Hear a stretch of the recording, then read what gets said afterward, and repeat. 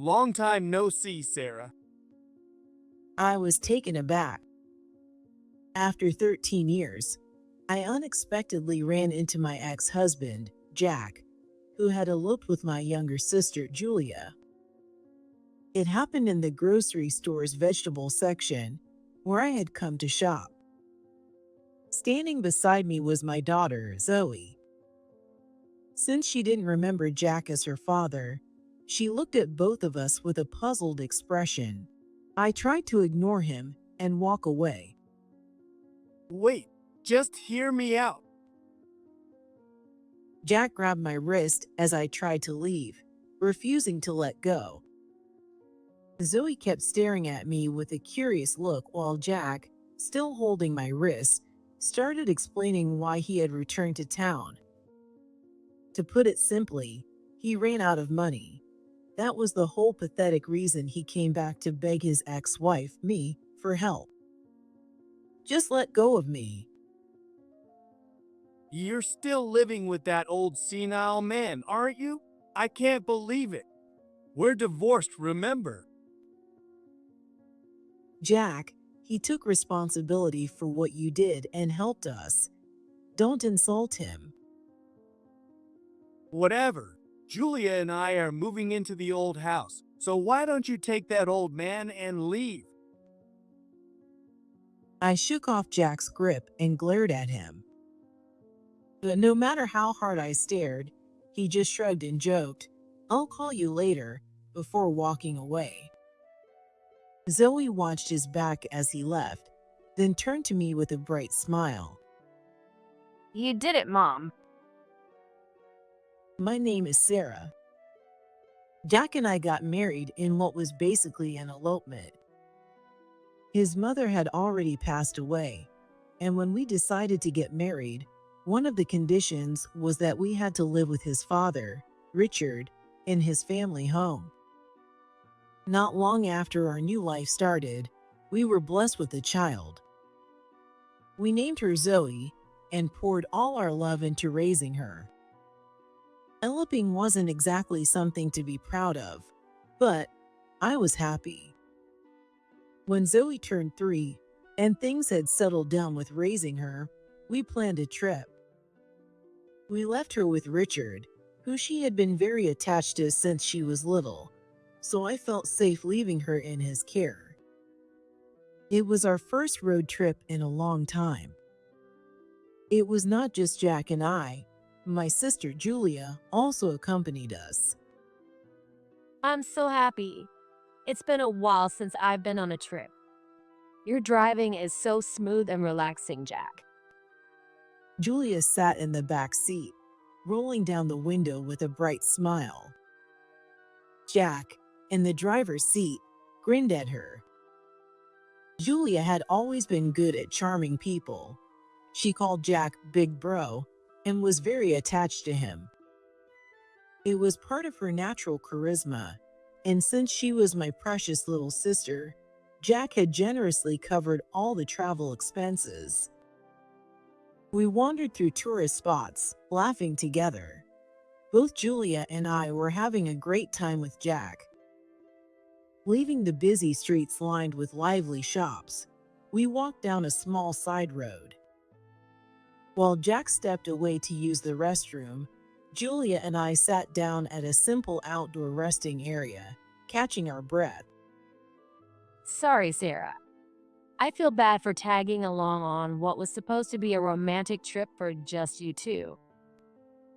It's fine. Jack seems to enjoy having you here too. Really? That makes me feel better. Julia tied her long hair back. At that moment, a sweet fragrance drifted into my nose. She must have noticed me staring in silence because she smiled softly. Do you recognize it? I love this scent. She pulled a small perfume bottle from her bag. It was an aroma mist I had given her for her birthday. It wasn't anything fancy, but I had mixed a fragrance oil that I thought suited her with distilled water and put it into a store-bought spray bottle. But Julia had been so thrilled, calling it my own special gift, with a beaming smile. I'm glad you like it. You've always had great taste, Sarah. Ever since we were kids, you always picked the best things. You have an eye for quality. I looked down, feeling a little embarrassed. I had never thought Julia saw me that way. Mom and Dad keep saying you've turned into a bad person. But to me, you've always been someone I admire. Something about her words felt unnatural, and I started to feel uneasy. It was as if she was about to disappear somewhere. If you ever need anything, just let me know. Jack and I are always on your side. Just then, Jack returned, and Julia immediately jumped up from the bench. Grabbing his arm playfully, she urged him to hurry so we could go sightseeing again. Since Zoe was born, I couldn't remember the last time I had walked outside feeling so relaxed. After a long day of walking, enjoying a delicious dinner, and returning to the hotel, I fell asleep right away. It must have been around 2 a.m. I woke up to the sound of the hotel room door opening. What's wrong? Still lying in bed, I asked Jack, who was standing by the door, his shoulders tensed for a brief moment. He looked startled, as if he hadn't expected me to be awake. Feeling suspicious, I sat up and walked toward him. Where were you this late? Don't tell me you went drinking. No, of course not. We have a long day tomorrow. Let's just get some sleep. Jack tried to slip past me toward the bedroom, but at that moment, I caught a familiar scent. The fragrance spread through the small hotel room. It was unmistakably Julia's perfume. And it wasn't just a faint trace from spending the day together. It was strong, deliberate, as if she had put it on specifically to make sure I noticed. You smell like Julia. Did you go to her room? Between us, time seemed to freeze. Julia was staying in the next room. If Jack had a reason to go there, I didn't know what it was, but I didn't want to ask any more questions. Jack stared at me and said nothing. Then, after a moment, he scratched his head and gave a slight smirk. Well, I had no intention of questioning him further. But instead of looking guilty, Jack seemed almost amused, like a child whose prank had been exposed, as he began openly admitting to his affair. When he finished, he looked completely at ease, laughing. See? I was honest with you, so you have to forgive me. My bad. Saying that, Jack crawled into bed. I stood there in shock for several minutes before finally grabbing the hairbrush, cotton swabs, and other toiletries from the vanity and scattering them across the room. What the hell are you doing? Jack sat up in bed, staring at me in stunned disbelief. Ignoring him, I threw his clothes at him, then his shoes, and then I ran out of the room. It was 2 a.m. The sky was cloudless, filled with countless stars. I had fled from the hotel with nothing but my wallet and jacket. Jack didn't chase after me. I didn't even understand why I was running. I just knew I had to get away. During the day, the tourist town had been lively, but now at night, it was eerily quiet and lonely. I wandered aimlessly until the first train of the morning, then returned home. I never saw Jack or Julia again. They had eloped. When I arrived home early that morning, Richard was worried, wondering what had happened. Only little Zoe was delighted to see me back so soon, rushing into my arms. I hugged her tightly, burying my face in her soft shoulder.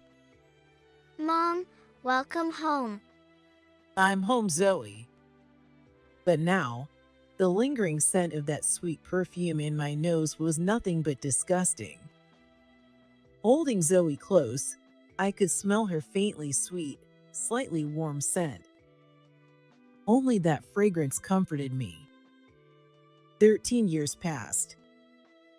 On paper, Jack and I had divorced, but we never spoke again.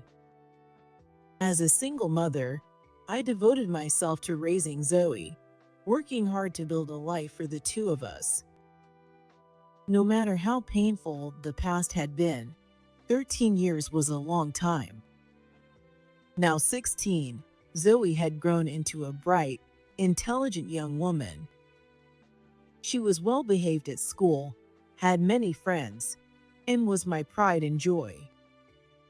Then, one day, while we were out shopping together, Long time no see, Sarah. I ran into Jack by chance. It happened in our local grocery store's vegetable section.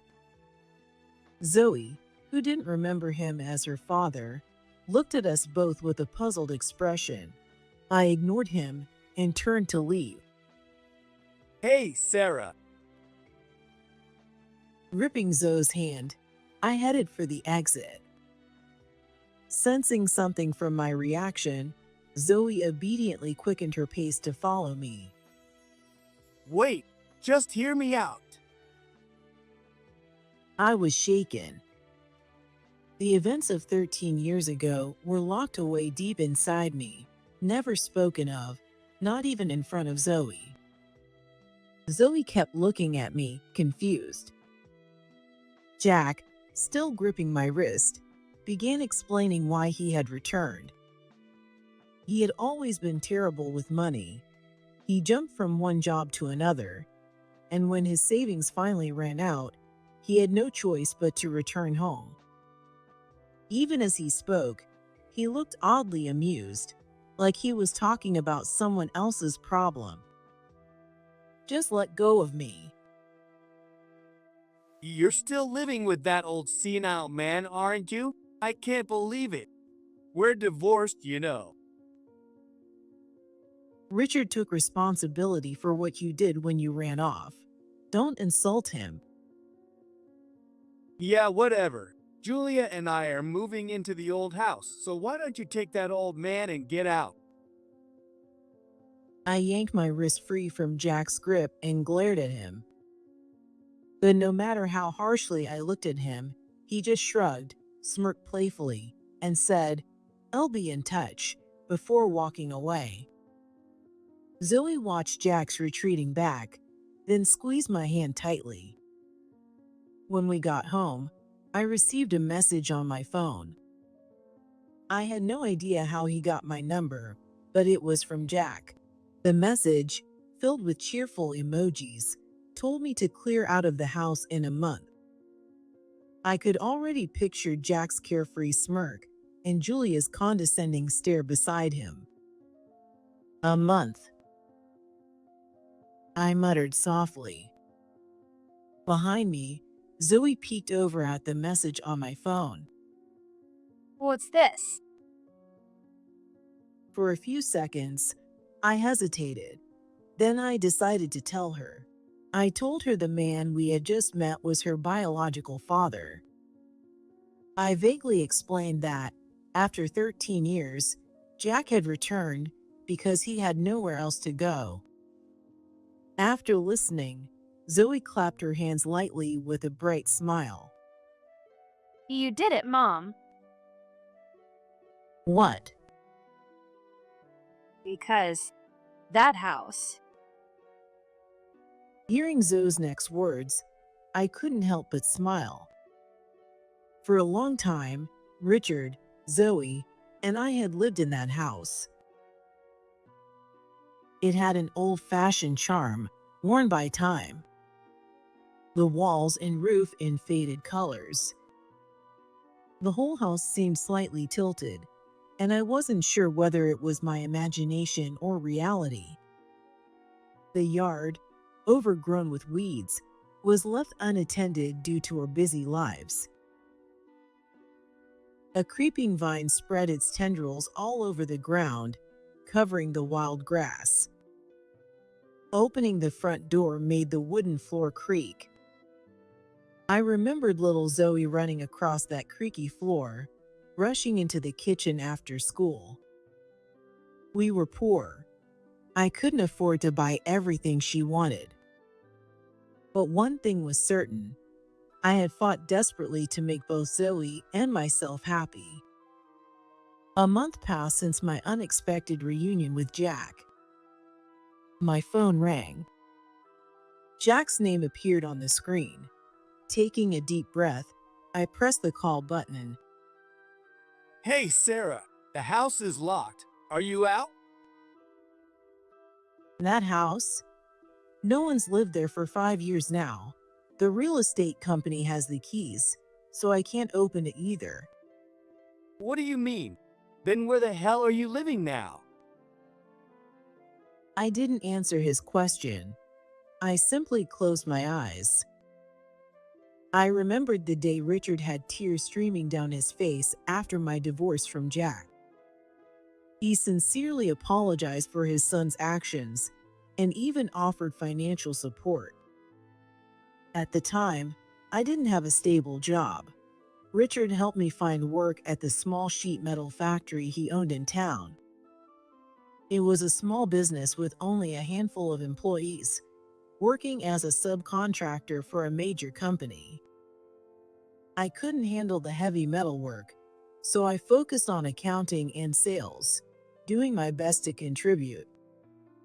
But it was a male-dominated industry, both in the factory and among our business clients. I constantly felt like I didn't belong. The young male workers always looked down on me. I lacked physical strength and technical knowledge. I couldn't work overtime because I had to take care of Zoe. Every day, I gritted my teeth to keep going. The day an employee said to me, "You are only a wealthy young lady after all," I cried quietly so that Zoe would not see me. Even so, I worked harder than anyone else, building knowledge and connections in the industry. I wanted to make sure Zoe never felt the loneliness of growing up without a father. If I couldn't give her a dad, I would make up for it with money. Money. I needed money. I wanted to buy Zoe whatever clothes she liked and whatever food she liked. No matter how hard life was, I always smiled in front of Zoe. I wanted to remain a strong mother for her. Eventually, the company grew significantly. I developed a system that allowed for precise sheet metal processing with fast delivery times, securing my position within the company. Now, my income was stable, and for the past 5 years, I had been living in a high-end condominium with concierge service built in our hometown. Originally, Zoe and I never planned to live in such a luxurious place. But Richard, who had lived with us all these years, said something to me. Sarah, thank you for everything. I can't even begin to express how grateful I am to you. No, I should be the one thanking you. Even though I divorced Jack and had no real ties left, you gave me a job. I'm truly grateful. One day, Richard made a surprising proposal. A high-end condominium was being built nearby. As a token of appreciation for all the help I had given him, both in his personal life and in the company's management, he wanted to purchase a unit for me. From now on, you and Zoe should live there together. But Richard, I was planning to stay in this house forever. Richard shook his head. As he aged, he had started to feel uneasy about living alone. Perhaps sensing my hesitation, he reassured me with a smile, saying he would buy another unit in the same building so we could still be close. This house is really old now. Wouldn't Zoe be embarrassed by it? Don't worry, I've already planned for her college expenses. It's not about the money. I have no complaints about our life right now. I'm sure Zoe feels the same. I know. I understand. The house deterioration had become severe, especially the exterior. The rust-covered tin walls made it look run down. Zoe had never once invited her friends over. She was probably embarrassed by the state of our home. I should have made this decision sooner. I was too focused on work and neglected our daily lives. The road Richard and I walked together had never been easy. The company had gone through unstable periods. We lost business when some of our clients went bankrupt. There were also workplace accidents. But no matter how hard things got, Richard and I worked side by side to overcome those hardships. Our relationship had long since evolved beyond just employer and employee. We had become comrades, bound by our struggles. All right, if you're offering this for Zoe and me, then I'm truly grateful. Thank you. Of course. I owe you both so much. But I have one condition. I had only one request. I didn't want us living in separate units. I wanted us to live together. Richard was shocked and fell silent for a moment, looking conflicted, but I continued speaking without hesitation. Moving into a new home and living in comfort is wonderful, but we're family, aren't we? Living together should be natural. Sarah, that means a lot to me, but I don't want to be a burden. Zoe doesn't have a father. She needs a grandfather. Please stay with us for her sake. I had always wanted to repay Richard for everything he had done. Without him, Zoe and I could have ended up on the streets after Jack abandoned us. Running the factory had never been easy for him. He was always at work, always pushing himself beyond his limits. Even when a blizzard hit and all employees were forced to take the day off, he was the only one still working in the factory. Even during periods when the company had taken on more orders than it could handle, Richard refused to stop. While other employees went home, he stayed behind, working late into the night.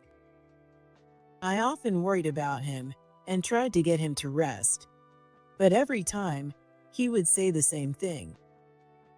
Sarah, spend every second you can at home with Zoe. If you ever need money, just let me know. And true to his word, he never failed to support us, making sure we had a place to live and enough to get by. But that wasn't all. Whenever she had a sports day or a school event, he would practically force me to leave work so I could be there. I'm fine, really. It's just a school event. I've missed plenty before. Just go to Zoe. Don't worry, I've got things covered at work. I knew Richard was pushing himself at his age, but he never showed it. In front of me, he remained strong, the reliable father-in-law I had always known. At the sports field, I watched Zoe running with all her might during the school sports day. Noticing me, she beamed and waved enthusiastically. I had always thought about how I could repay Richard for everything he had done for us. When I proposed that we live together, Richard was speechless at first. Then, with a small sigh, he gave in. He placed a hand on my shoulder and offered me a gentle smile. I'm getting older. I may not be able to support you and Zoe much longer. You've already done more than enough for us. Now, it's my turn to support you. One day, I might just become a burden to you and Zoe. I looked Richard in the eyes. There were things words couldn't express, but he knew. Zoe and I needed him. He was our family. For Zoe's sake, please live with us. Geez, if you use Zoe as an excuse, how am I supposed to refuse? But it's the truth. She needs her grandfather. You really are the best salesperson in the company, Sarah. Thank you. Thank you so much. And so, the three of us, Zoe, Richard, and I, began our new life in the condominium. That was already 5 years ago. No one lived in our old house anymore. Sometimes, when passing by his former home, Richard would sigh, saying it was a little sad that no new tenants had moved in. Though he had turned the house over to a real estate agency, it must have been painful to see his childhood home slowly turning into a ghost house. Zoe knew how much it meant to Richard, which is why she was so thrilled when she heard that Jack planned to move in. "Mom, this is great," she said. But Jack had no idea what kind of state the house was in. After 5 years of being unoccupied, it was practically abandoned. The exterior walls and roof were severely damaged. No buyers were interested, and the real estate company had already told us that demolition was only a matter of time. Hey, are you even listening? I can't live in this dump. Where the hell is Zoe living? Jack's voice roared through the receiver, filled with frustration. I calmly explained everything over the phone. How Richard had helped me, how we had worked together to grow the company, how we had moved into the condominium together. I didn't tell him where we lived, but I made it clear we had long since left the old house. When I finished, Jack practically screamed. So you're just living off that rich old CEO now? You gold-digging bitch! I have a right to that company too. I'm coming over there right now. His voice was so loud that I instinctively held the phone away from my ear. Richard, who had been listening nearby, gave me a look and took the receiver from my hand. Right now, Richard and I worked on the same floor. And the reason for that was, Long time no see, Jack. What, Dad? Why are you there? Whatever, I already heard from Sarah. Sounds like the company's doing pretty well now. I don't have a job right now, so just set me up with some cushy position, will ya? You've got to be kidding me. even I was shocked at the sheer force of Richard's anger. His shoulders trembled, his fists clenched tightly. I had never seen him so furious before. Sarah is now the vice president of this company. If it weren't for her, we never would have come this far. Vice President? Are you serious? Well, whatever, Dad. Let's just live together again, you know? Wouldn't it be easier for you to live with your real son? Jack, while you were off the grid, Sarah was the one who took care of me. She supported me through everything. To me, she's far more important than you, and she's my real daughter. My real daughter. Hearing those words, my chest tightened with emotion. After leaving Jack, I never went back to my parents' house. I had eloped and shamed my family. I felt I had no right to face them. For so many years, I had felt like I was raising Zoe all alone. Richard scolded Jack over the phone again and again. He called him out for abandoning Zoe and me. He explained how much I had suffered without any financial support. I'm doing much better now, but back then, my health wasn't good. If Sarah hadn't been there, I might not even be standing here today. Oh, come on. That's an exaggeration.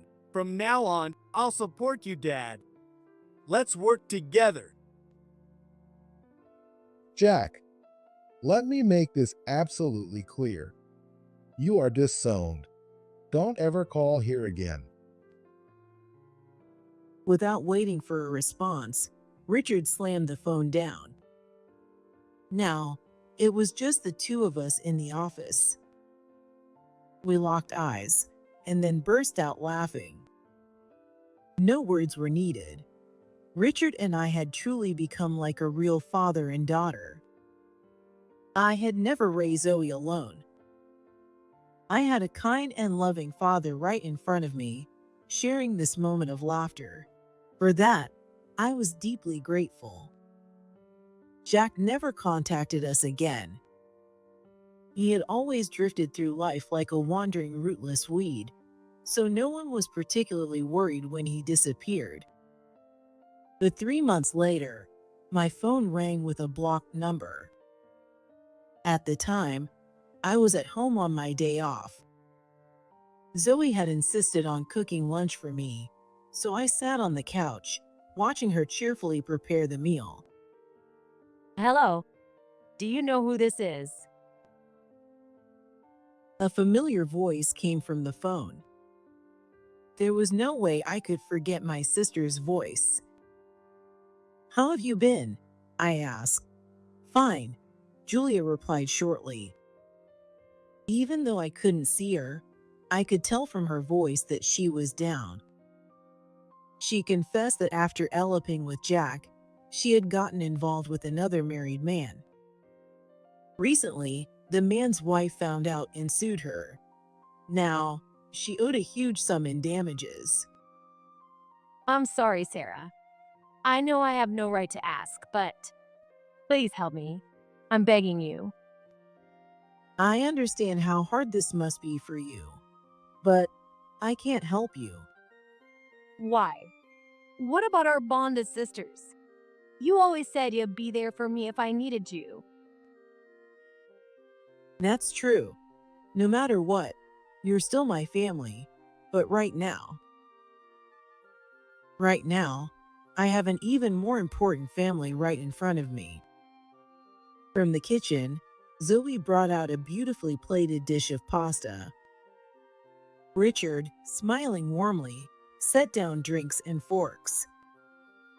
Not wanting to interrupt my call, they quietly put their hands together and started eating. A faint scent of garlic filled the room, making my stomach growl slightly. I guess. It was selfish of me to ask. Yeah, I love you, Sarah. That's why. because I wanted to be like you. I didn't understand what Julia meant. Even now, I don't think I ever will. By running off with Jack, did she think she could live a life like mine? But what kind of life had I even lived? Saying I never resented Julia for taking Jack from me would be a lie. But even so, she was still my sister. I wanted her to be happy. A few years later, I learned from my parents that Julia and Jack had divorced. Richard retired as the CEO. With his strong recommendation, I was appointed as the new CEO. Being a woman in a male-dominated industry came with many challenges. But by my side were the young men who had once worked alongside me in that small factory, supporting me as I led the company. I was busy, but my life was fulfilling. I had defied my parents, eloped, then divorced, and now I was living for my work. Would my parents ever accept me? Would they be sad about the life I had chosen? The many decisions I had made in my life were not mistakes. Someday, I want to take Zoe and visit my parents. Will they praise me then? My dad and mom